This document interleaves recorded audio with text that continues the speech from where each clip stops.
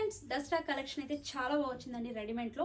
And ఈరోజు నేను ఈ వీడియోలో ఫ్రాక్స్ చూపిస్తాను. ఫస్ట్ అయితే వైట్ అండ్ బ్లూ కలర్ ఎక్సలెంట్గా ఉందండి.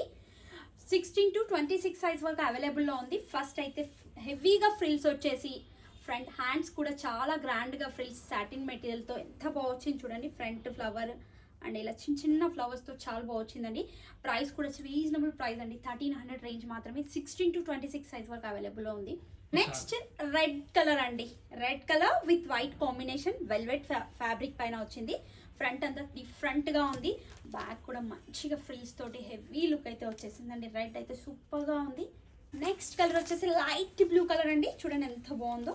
అన్ని ఫ్రిల్స్ టైప్లో డిఫరెంట్ ప్యాటర్న్ సాటిన్ ఫ్యాబ్రిక్లో జార్జెట్ మెటీరియల్ అండి. ఇది కాస్ట్ చెప్పేసి.